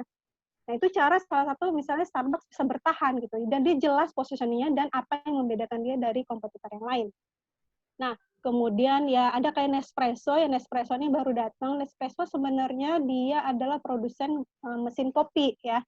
awalnya mesin kopi. Dia nih berusaha, sekarang dia sekitar berapa tahun ya, 2-3 tahun belakangan ini dia masuk ke kafe retail juga. Jadi nggak cuma jualan mesin kopi dan kopi yang apa ya istilahnya, yang langsung dimasukin ke kopi itu dijualan. Dia bikin kafe. Arta? Nah, ya. Ya Arta, kalau Ya, kita Pak. melihat diferensiasi Arta ya, kalau kita melihat ya, contoh seperti yang Arta Ya. katakan bahwa ada Grab, ada Gojek ya, ya mungkin kalau kita melihat diferensiasi mereka itu sangat tipis bahkan kadang kita tidak melihat adanya suatu diferensiasi gitu ya. Nah, saya melihat setiap Gojek melakukan diferensiasi, selalu Grab mengikuti, sehingga salah satunya akan merasa frustasi. Sedikit kita melakukan suatu pembedaan, kompetitor selalu mengikut. Nah, tips-tipsnya supaya kompetitor tidak bisa ngikut atau bisa ngikut tapi kita selangkah lebih maju. Tipsnya bagaimana? Saran saya tetap konsisten. Tetap konsisten gitu ya. Nah, nanti ini akan saya bahas di slide berikutnya gimana sih kita membangun step-step membangun diferensiasi itu gitu ya. Kita tetap memang harus selalu research gitu. Apa sih yang dicari konsumen tapi jangka panjang ya. Dan saran saya konsisten, jangan karena terus si kompetitor kita ikutan nih, terus kita jadi panik. Ikut-ikutan, apa sih nih gue bisa berubah. Jangan. Kita tetap harus konsisten. Seperti sebenarnya kayak Starbucks ini dia contoh yang konsisten. Makanya dia bisa bertahan sampai sekarang. Saya udah ke banyak negara. Nah, Arta, saya potong sebentar nih. Ini menarik sekali Arta ya. Karena saya melihat juga ini ada korelasinya dengan bisnis yang dilakukan, yang dijalankan oleh Yosa ya. Pasti saya yakin Yosa dengan lebih dari 10 tahun berbisnis, dia juga selalu diikuti oleh kompetitor ya. Follower, kemudian kompetitor saling menjatuhkan, supaya kita tidak terjebak dalam persaingan harga. Bahkan apa yang dilakukan oleh Yosa juga mungkin kompetitor ngikutin terus. Kadang-kadang kita frustasi. Padahal saya sudah melakukan pembedaan, selalu kompetitor bisa ngikut. Bahkan kadang-kadang mereka lebih dulu melakukan diferensiasi. Yosa, dari pengalaman lu, kira-kira bagaimana nih dengan pandangan dari Arta, pengalaman lu bagaimana? Silakan Yosa. Nah, ini menarik nih. Ini seperti istri saya bilang, aduh kamu tuh orangnya terlalu baik gitu. Lu udah punya istri toh? Kira masih bujangan. Untung Ya, ada lanjut, yang Yosa. mau. Waduh, saya juga punya buku loh. Aduh, mana ya buku saya? Adalah. Nah, saya mesti nyari juga. Apakah saya punya juga? Nih, saya punya buku nih. Saya jelasin nih. Saya nembak cewek 39 kali nih. Wih. Ya ampun. Ditolak 33 kali. Waktu itu brandingnya belum kuat. Luar biasa. Oke. Lanjut. Luar biasa. Jadi aku persis seperti yang istri saya bilang, lu tuh baik banget, Yos. Jadi kamu tuh baik banget. Jadi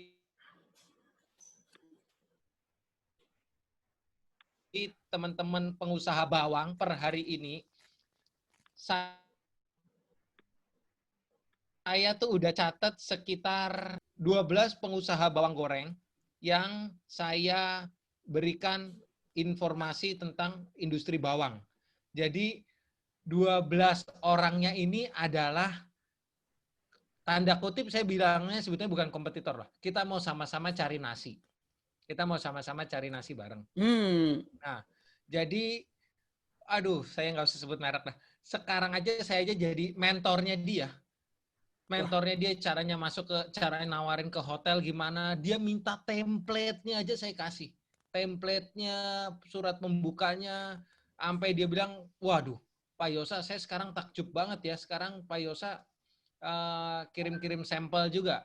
Ini kalau boleh aku share screen sebentar. Kayaknya lagi share screen Bu Arta ya. Sebentar, boleh Bu Arta? Sebentar. Stop dulu ya. Wah, ya, luar biasa. Aja nih. Jadi teman-teman, saya tuh bikin kayak gini. Tuh. Jadi kalau kelihatan nih teman-teman, jadi saya tuh ngelis. Ini sorry loh kalau ada yang mungkin rumah makannya ada di Google Map. Admin saya kumpulin soto Betawi, misalnya frozen food. Ini kita hubungin nih satu-satu. Frozen food, lalu juga ada bakmi, nasi goreng. Nah, ini semua bakmi sampai 500, pokoknya intinya ada banyak sekali. Nah, yang saya lakukan, Bro Petrus, yang saya lakukan adalah saya Ya. membuat penawaran. Saya buat penawaran ke mereka. Nah, si kompetitor kan pasti kan pengen tahu gimana sih cara buat penawarannya. Ini juga mungkin teman-teman pengen tahu. Saya bikin penawaran yang pertama. Bro, sorry kepotong nih, bro. Pasti Yes. teman-teman ada yang bingung ini. Lu dapat data ini, apakah lu kolek sendiri dari Google atau data ini lu beli nih, bro? Teman-teman mungkin akan mengikuti langkah-langkah lo. Mohon Nah. infonya, bro. Ini ada yang namanya saya jadi beli. Beli bukan beli datanya, bukan. Saya beli ada satu aplikasi namanya prospek.co. Prospek.co itu bayar sekali 1 tahun itu cuma waktu itu 230, sekarang kalau nggak salah 300.000. Prospek.co ini dia jasa scrap, bukan jasa, software scrap. Software scrap yang ada di Google Map. Wow. Jadi kalau kita mau tahu seperti yang dikatakan sama Bu Arta Ananda, thank you banget. Kalau kita mau tahu target market, jauh lebih irit secara kegiatan pengeluaran kita akan lebih irit sama lebih efisien. Kita nggak mungkin menembak hutan itu coba dengan basoka, coba dengan pistol air, atau coba dengan senapan angin. Ngapain kalau ternyata di dalam hutan itu kura-kura? Ya kita tinggal nggak usah pakai pengaman, paling cuma pakai sarung tangan yang karet aja. Jadi kita irit. Nah, yang saya lakukan, saya beli software di prospek.co, punya Rianto Astono. Rianto Astono ini juga seorang internet marketer yang hebat banget. Dia juga punya produk-produk lain seperti spinner, seperti banyak sekali. Nah, itu saya beli, lalu saya masukkan namanya misalnya nasi goreng, lalu keluar semua. Bakmi goreng, keluar semua. Lalu ada juga soto Betawi, ini teman-teman misalnya. Nah, ini soto Betawi. Jadi saya kumpulin soto Betawinya itu yang di Bekasi. Nah, ini Bekasi dulu saya kumpulin. Nah, ini Jakarta Barat. Lengkap dengan alamat, lengkap dengan nomor telepon kantor. Ada juga yang nggak ada nomor telepon tapi di Google Map ada. Nah, seperti ini saya WA teman-teman. Jadi nomor-nomor handphone ini saya WA. Saya WA juga ada tekniknya. Jadi saya menggunakan 5 teknik. Waktu kita suratin, saya tulis confidential. Wah, keren banget ya. Cuma kasih bawang goreng aja pakai tulisan begitu ya, bro. Keren banget. Yang penting nggak apa-apa. Hidup cuma sekali. Hidup harus dahsyat. Setuju. Saya kasih map. Ini unik loh. Saya kasih map itu motifnya batik. Waduh, keren nggak? Waduh, udah norak banget dah. Kayak nawarin berlian aja. Abis dia buka, saya kasih sticky note. Ada tulisan, simpen nomor saya. Suatu saat ini pasti membantu Anda. Nah, yang keempat, saya kasih penawarannya. Yang kelima, saya kasih garansi. Garansi jika barang yang diterima tidak sesuai dengan sampel yang di awal, kita siap tidak dibayar. Gitu, teman-teman. Itu yang saya lakukan. Kalau ada pertanyaan gimana cara bisa masuk hotel atau apa, intinya cuma penawaran. Oke, mungkin saya kembalikan pada Pak Bro Petrus dan Bu Arta. Thank you. Aku stop. Thank you Bro Yosa. Kalau lu tadi beli data, gue teringat masa lalu gue. Gue dulu pakai apa ya? Buku tebel itu loh, apa istilahnya yang dulu multimedia. Apa? Yellow Page. Yellow Pages, bro. Iya, itu juga bisa. Saya dulu kan sales ya. Saya mendapatkan database itu dari Yellow Pages. Yes, betul. Saya kumpulin, kemudian saya klasifikasi sektor industrinya. Ya. Setelah berkembang, saya mau ikut tender ya. Saya beli namanya ada tender.com. Waktu itu saya beli database segala macem. Wah, luar biasa. Ternyata sekarang masih dipakai ya, bro ya. Masih. Nah, terima kasih, Bro Yosa. Kalau teman-teman mau manual, misalnya sebut aja, misalnya Bro Bervik atau Bro siapa di sini, ada teman-teman kita semua di sini, misalnya ada Dian Karina, ada Mario, ada Istani, Stefanus, Santoso, Bera Santoso, Pak Budi, dan lain sebagainya. Kalau misalnya pengen jual Mercy nih misalnya, saya kasih tahu tips yang gampang nih. Ke OLX, catetin semua nomor telepon orang yang punya Mercy. Dengan cara dia ngejual Mercy atau BMW-nya. Itu minimal target marketnya masuk. Catetin manual. Mau nggak mau. Tapi ya efektif lah. Target marketnya dapat langsung di depan mata. terus juga nomor teleponnya valid, ya nggak? Bener nggak? Luar biasa, Yosa. Iya, ya saya kan juga sales, bro. Bro Peter, saya kan juga Sama. sales. Saya juga sales, saya Iya. canvas dulu malah. Iya, canvassing. Siap. Oke, siap. Bro Yosa, thank you. Saya kembali lagi kepada Arta ya. Ya. Arta, saya melihat ya bahwa saat ini Ya. bisnis tidak bisa lepas dari teknologi ya. Apalagi zaman now sekarang kita menyebutnya era digital. Tapi era digital ini banyak orang tahu tentang era digital, tapi tidak tahu bagaimana menjalankan digital ini dan bagaimana supaya digital ini benar-benar bisa efektif, bermanfaat, apalagi bisa bersaing dalam suatu pasar nasional atau pasar global yang semakin ketat. Nah, ini saya melihat Arta ini kan memang megang di BINUS itu subjek konten koordinator kreatif marketing program. Ya. Otomatis ini berhubungan dengan IT. Nah, saya mau nanya, Arta ya. Jadi, bagaimana kita membuat strategi konten marketing dan juga bagaimana kita bisa mengetahui strategi konten marketing yang dibuat dan dilakukan oleh kompetitor. Dan media apa saja sih zaman now? Bagaimana kita melakukan suatu promosi? Sekarang kita melihat bahwa orang bingung ya. Sekarang kita bisa promosi melalui Facebook, kemudian Instagram, kemudian bisa melalui website. Bahkan sekarang lagi banyak orang bikin konten di YouTube. Nah, sebagai ahlinya, ya mohon petunjuk ya. Mohon petunjuk daripada Arta, silakan Arta. Iya, oke. Itu sebenarnya kalau kita ngomong soal promosi itu udah lebih ke taktis ya. Jadi kalau kita ngomong strategi pemasaran, itu sebenarnya kita bagi dua, ada yang strategical dan tactical. Kalau strategical tadi balik dari segmentasi, targeting, positioning. Selalu itu harus dari awal. Baru kita tentukan promosinya mau bagaimana, penjualannya mau bagaimana. Gitu. Karena sifatnya itu lebih jangka pendek. Promosi bisa saja berubah gaya, itu tadi ya, karena wah ini tiba-tiba ada kompetitor kayak gini. Bagaimana saya bisa bersaing? Bagaimana saya bisa bikin konten yang juga hype, tapi tanpa mengekor? Itu tuh taktikal jadinya. Tapi yang namanya STP-nya, diferensiasi itu di atasnya, kayak payungnya gitu, itu kita nggak buat keluar jalur dari situ. Makanya tadi saya bilang, tadi kayak pertanyaan Pak Petrus dari awal tadi ya gimana nih kalau kompetitor lain ikut-ikut? Makanya itu pentingnya kita dari awal step up, kita harus konsisten dengan image yang identitas yang ingin kita bangun, gitu ya.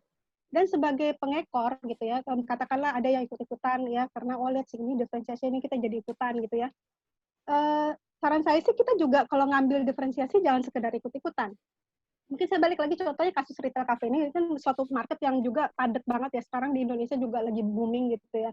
Kayak Starbucks itu misalnya di challenge tadi si Nespresso, dia Nespresso akhirnya memilih untuk positioningnya lebih ke premium. Dia ke premium customer. Dia akhirnya masuk ke cafe juga, sebelumnya dia nggak pernah buka cafe, namanya aja udah Nespresso Boutique, itu jelas banget positioningnya dia. Nama itu udah bisa mencerminkan positioning kita, harusnya gitu, idealnya gitu. Dia bikin cafe Nespresso Boutique. Di sana saya pernah datang ke kafenya di Milan, dia tuh lebih personalized, lebih beda sama ambience-nya beda sama Starbucks.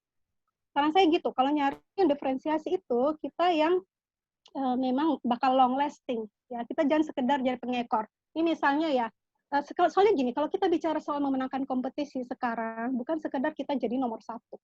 Itu udah jargon lama, kalian kecap nomor satu. Sekarang, mana yang paling appealing to a certain customer. Jadi milih lagi-lagi target customer paling awal, milih target customer yang benar ya. Kayak misalnya BMW sama Volvo ya. BMW tuh terkenal sebagai mereka emphasize the joyful of driving. Kalau Volvo mereka diferensiasinya lebih pada safety dan quality. Mana lebih bagus, BMW atau Volvo? Nggak bisa kita bilang mana nomor satu, mana nomor dua. Tergantung what do you want, what customers want. Gitu. Ini sama-sama kelasnya sama, ya positioning mereka sebenarnya sama. Sedan, premium, luxury, high-end. Tapi masing-masing punya ngambil diferensiasi yang membuat ya customer-nya jadi loyal gitu ya. Nah, jadi itu tadi pentingnya kita nyari diferensiasi yang bisa bikin kita ya itu tadi jangan sekedar gonta-ganti. Karena apa? Nah, ini step-stepsnya ya. Jadi saran saya pertama kali tetap research. Kita jangan sekedar lihat yang apa fenomena yang lagi tren.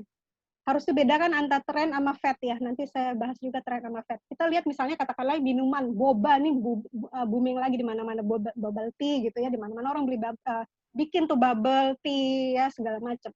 Sah-sah aja kalau kita ngambil lagi tren sesaat seperti itu, tapi sebaiknya lakukan research yang lebih mendalam. Ini jangka panjangnya bagaimana sehingga kita punya positioning dan diferensiasi yang long lasting juga. Ya. Karena kalau kita cuman yang cyclical sebentar aja, itu nggak akan bertahan lama, gitu. Ya. Jadi sana saya harus research yang benar-benar mendalam. Tadi seperti Pak Petrus dari zaman dulu mah masih pakai Yellow Pages ya, sekarang sih tinggal Ya, betul. buka sosmed juga kita udah. Saya juga sales dulu Pak ya, di waktu kerja tuh saya sales juga kan gitu. Wah, susah sekali itu nyari-nyari data tentang customer gitu ya. Tapi we have to do that research. Baru kita tentukan kita mau dikenal sebagai apa sih oleh konsumen kita ya. Kita nggak, misalnya saya dulu sales B2B untuk perusahaan oil. Saya nggak ngomong soal perusahaan peternakan, bodo amat sama konsumen mereka. Jadi saya pengen dikenal sebagai di perusahaan oil service sebagai ini loh perusahaan saya, ini loh yang kita jual gitu ya. Saya nggak ngomong yang lain. Nah, di situ kita tentukan kita mau diferensiasinya di mana ya. Kemudian benar sekali tell your story baru kita ceritakan. Sekarang eranya brand storytelling gitu ya. Apa sih keunggulan Anda, bagaimana Anda bisa valuable buat customer dan interact and engage. Tadi benar Pak Yosi bilang ya, interaksi, ajak mereka ngomong. Apalagi zamannya media sosial seperti ini ya. Interaksi ajak mereka ngobrol gitu ya. Kalau kita udah karena ingat positioning konsumen itu bisa berubah loh ya. Karena kompetitor come and go. Jadi kalau kita nggak tell story, nggak interaksi, persepsi mereka akan berubah. Kita bisa dilupakan. Makanya kita selalu interaksi, hasilnya ada engage. Engage itu lebih long lasting lagi daripada interaksi. Kalau engage, konsumen itu udah ada keterlibatan secara emosional sama kita. Ya, dia mau beli terus, bahkan bangun komunitas kayak Harley Davidson gitu ya. Harley Davidson itu kan komunitasnya udah kuat gitu ya, mereka sering touring bareng gitu. Kemudian listen ini gunanya balik lagi tadi ini ada yang salah atau enggak ya, brand equity kita masih positif atau udah melenceng gitu ya. Apakah kita nih kita salah nih ngambil trennya gitu ya. Kita butuh adjust, mungkin repositioning atau bahkan rebranding gitu ya. Nah, ini sebenarnya sesuatu yang cyclical. Gitu Pak tadi langkah-langkahnya. Dan di mana peran teknologi sosial media sekarang, ya kebetulan research saya banyak tentang sosial media, interaksi engagement itu sangat penting untuk customer brand relationship ya. Mereka interaksi like, share, comment itu ada korelasinya memang sama loyalty mereka. Ya. Sama purchase intention pun ada gitu ya. Tapi yang terpenting ini membangun ke depannya bagaimana mereka bisa loyal pada brand kita dengan sosial media misalnya. Gitu. Nah ini tadi steps-nya. Kemudian gimana sih cari kayak kita lakukan diferensiasi ya. Jadi saran saya jangan sekedar copy paste kemudian tambah-tambah dikit. Cari yang unik atau yang jarang terdapat. Yang unik yang memang belum terdapat atau masih jarang available gitu ya. Terus autentik meaning benar-benar sincere. Kita tadi ya nggak cuma pengen ngekor-ngekor si A, si B gitu ya. Kita karena dia udah market leader, kita pengen seperti itu ya. Tapi cari yang otentik, karena kalau nggak otentik konsumen juga akan tahu mana yang sekedar ikut-ikutan, mana yang memang truly bangun brand identity-nya. Itu kan ketahuan kok sama konsumen. Ya makanya tadi ada yang bilang iya ya kok sama aja nih Grab sama Gojek gitu ya. Kalau misalnya kita seperti itu kan jadinya ya yang rugi yang ikut-ikut juga gitu. Ya jadi cari diferensiasi yang benar-benar otentik dan relevan biar valuable. Jadi kalau misalnya katakanlah kita bangun kafe gitu ya. Kafe ya tentu kafe harus ada minimal beverage-nya, minumannya, makanannya. Kalau kita pengen bikin yang model bisa kongko-kongko di situ gitu, apakah itu yang dicari? Jadi kita harus tanya apakah itu yang dicari oleh konsumen gitu ya, atau konsumennya mobil mewah, tentu ada hal-hal tertentu yang mereka cari gitu ya. Itu yang harus kita tahu, relevan nggak? Kemudian actionable, ya kita juga nggak bisa mengada-ngada gitu ya, maksudnya ya kalau memang itu sesuatu hal yang diferensiasi yang kita nggak mungkin, kita nggak punya resource atau kita nggak bisa menjangkau konsumennya gitu untuk melakukan diferensiasi tersebut, ya jangan, tapi tetap actionable gitu. Jadi bisa kita ukur ya, measurable.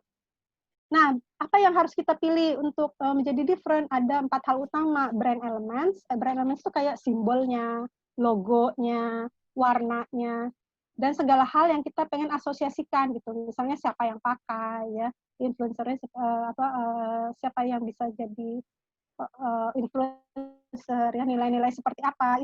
Itu tertera di brand element.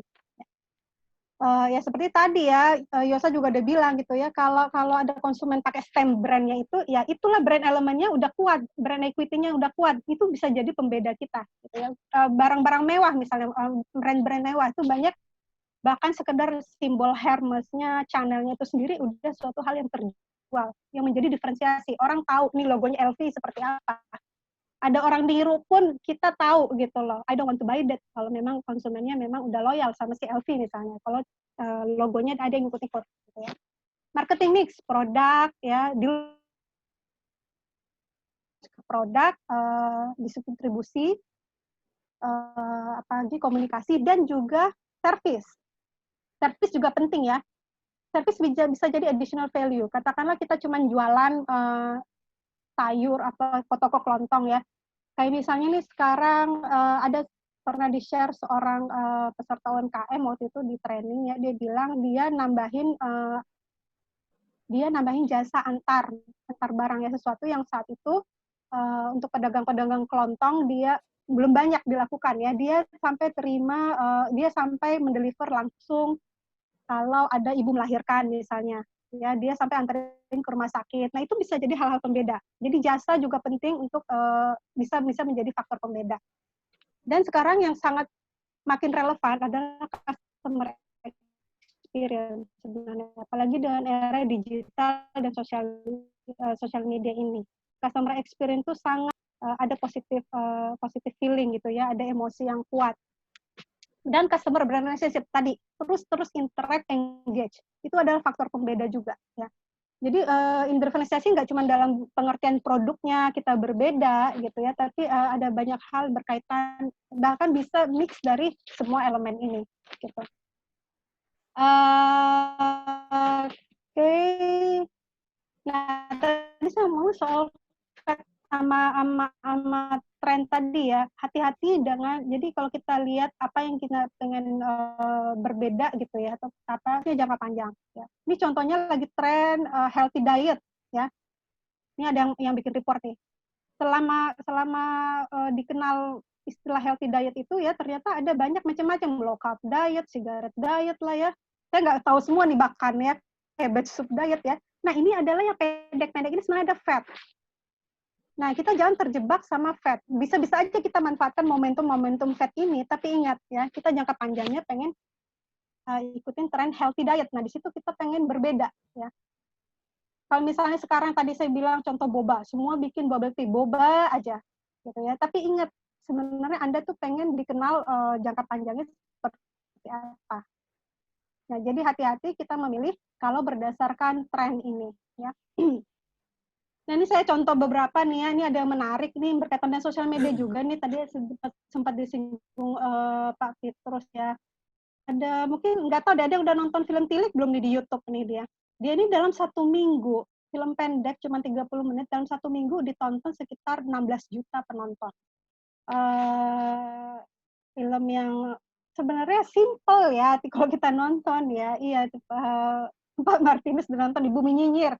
Ini saya awalnya nggak nonton di YouTube, cuman begitu buka Twitter, aduh apaan sih ini meme ibu-ibu ini baju hijau ini kerudung itu di mana-mana ada dia gitu ya. Ternyata film pendek diproduksi tahun 2018. Dia tidak tayang di bioskop. Jadi sebenarnya target awalnya adalah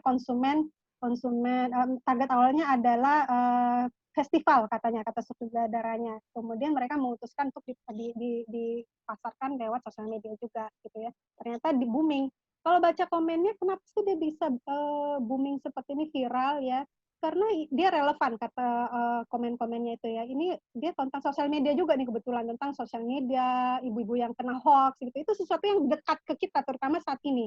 Jadi relevan ya, ya gibah modern ya sekarang lewat Facebook gitu ya, ibu-ibu banyak kan. Nah, jadi dia relevan dan apa yang berbeda karena dia pakai lokal konteks. Ini semua bahkan bahasanya bahasa Jawa, artis aktornya itu bahasa Jawa gitu ya. Jadi itulah paduan antara relevan dan different yang otentik gitu ya. Iya, selain memang pemainnya memang oke ya, kualitas kontennya sendiri oke, Ibu Tejonya oke gitu ya. Kualitas aktingnya kayak natural. Nah, itu tadi kita diferensiasi dari segi kontennya sendiri, dari segi produknya sendiri ya. Nah, ini ada contoh dari customer experience. Ini ada satu brand yang saya suka banget ya, Lush namanya. Mungkin Bapak Ibu ada yang pernah jadi konsumennya. Dia nggak ada di Indonesia sih, tapi selama saya di Itali, di Spanyol, saya setia banget. Tadi saya sebut merek nih ya, saya suka body shop gitu ya, tapi saya jatuh cinta dengan si Lush ini ya. Dia tuh diferensiasinya dibandingkan misalnya kompetitornya kayak Sephora atau kayak Body Shop, Yves Rocher, dia tuh sangat mengedepankan experience konsumen. Dia nata tokonya itu warna-warninya ini kayak bubble bath-nya itu ada yang pink, biru, kuning itu ditata menarik. Datang kita selalu disapa ramah oleh SPG-nya, gitu ya. Dia nggak maksa kita beli. Mau coba, datang langsung coba, silakan coba, gitu. Nggak jadi beli pun deh, mereka nggak apa-apa. Ini sampai ada bak mandinya tuh, kita cemplungin tuh bubble bath-nya ya di situ, bahkan disediakan tempat cuci tangan. Jadi saya suka banget karena saya kebetulan apartemen saya waktu itu deket Lush, saya lewat seneng baunya gitu, seneng aja ya. Sampai sekarang saya setia jadi sama si Lush ini. It really wins my heart gitu personally, literally ini brand yang salah satu benar-benar menangkan hati saya. Sayangnya dia nggak ada di Indonesia gitu ya. Nah, sampai sekarang kalau misalnya saya keluar negeri lagi selalu saya beli stok buat pulang ke Indonesia, sabunnya kayak kremnya. Dan satu lagi mereka ngasih free gift kalau udah belanja dikasih free gift gitu ya, selalu ada gitu loh. Nah ini customer experience saat ini sangat penting banget ya. Samsung juga dia sekarang banyak sekali mengedepankan dia branding ke Samsung Store-nya ya. Dia banyak sekarang bikin Samsung Store ya. Ini juga si Samsung Store ini, Samsung ini juga banyak event-event offline-nya saya lihat ya. Di mana waktu saya di Madrid misalnya mereka rajin banget itu ngadain off event. Customer-nya bisa nyobain alat-alat gadget terbarunya, bahkan Oculus-nya waktu itu saya sempat nyoba gitu ya. Ini salah satu hal yang membuat mereka untuk bisa thriving ya di kompetisi gadget ini.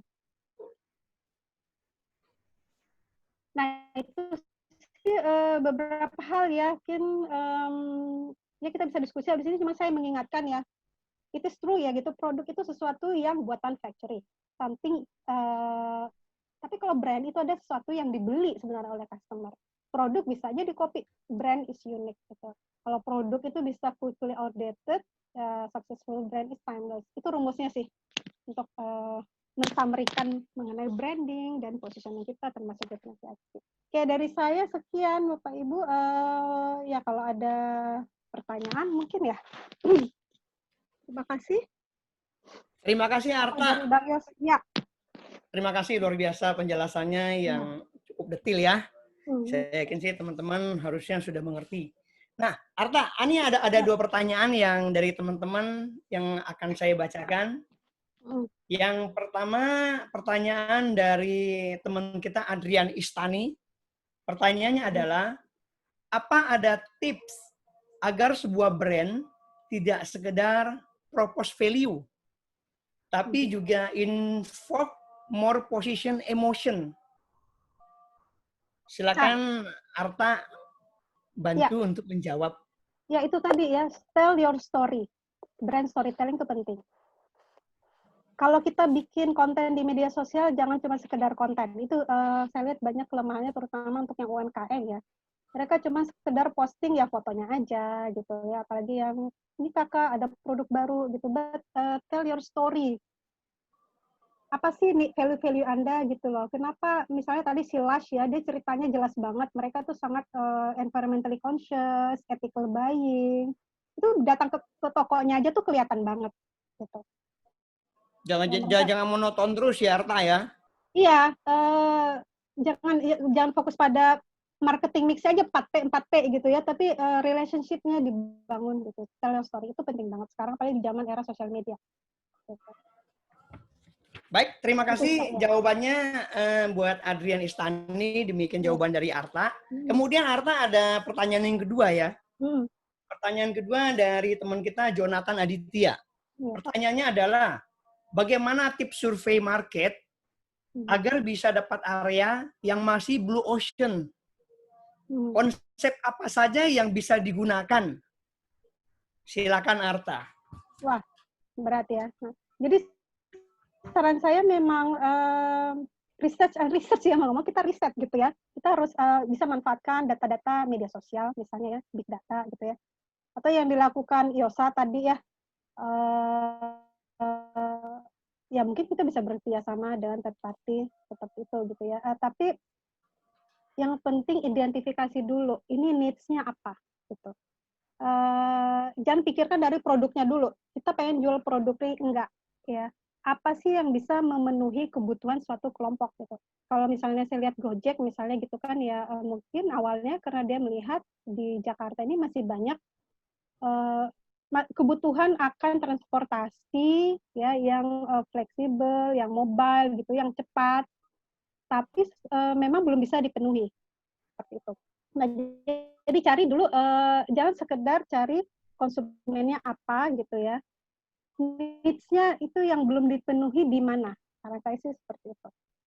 Oke.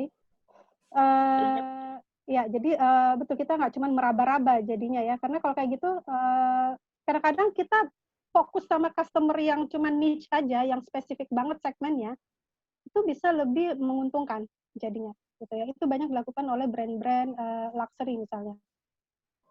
Seperti misalnya saya banyak di Italia ya, di Italia itu banyak perusahaan-perusahaan kecil yang luxurious gitu.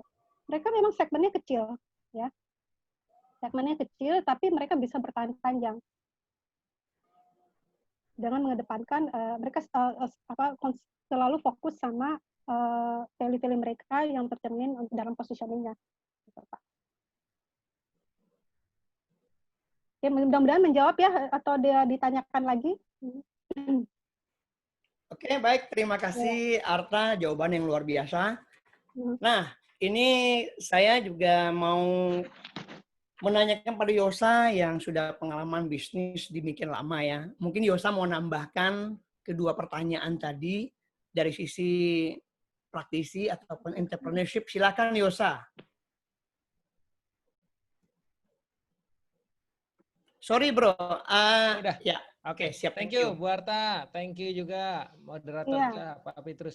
Jadi untuk Jonathan,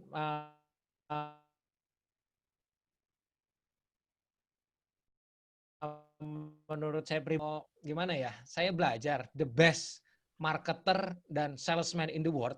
Sebetulnya tuh dia tuh nggak suka head to head. The best marketer sama salesperson in the world, salesman in the world, dia tuh nggak suka untuk head to head. Jadi saran aku Jonathan, kita belajar dulu nih. Kira-kira yang kamu mau masuk, jadi kembali lagi nih payungnya nih dilihat dari atas nih, kita helikopter view dulu. Yang kita betul-betul mau masuk itu udah betul-betul bakar duitnya udah nggak masuk akal, atau seperti masih banyak peluang yang belum kejamah. Nah, saya cuma kasih 3 saran sih. Biasanya nih saya melakukan 3 ini. Yang pertama, ganti varian. Ganti varian itu bisa juga ganti kemasan, ganti rasa, atau juga ganti service. Ganti service nih, delivery service yang berbeda. Nah, kalau udah terlalu over, menurut saya parah. Kalau per hari ini kita bersyukur sekali Gojek meluncurkan GoSend Intercity. Itu murahnya bukan main. GoSend antar kota loh, gila loh. Nah, menurut saya ini yang membedakan dia dengan Grab. Dan juga sekedar informasi kalau teman-teman mau tahu, saya dengar langsung di startup lokalnya Natali Ardianto yang punya tiket.com dulu.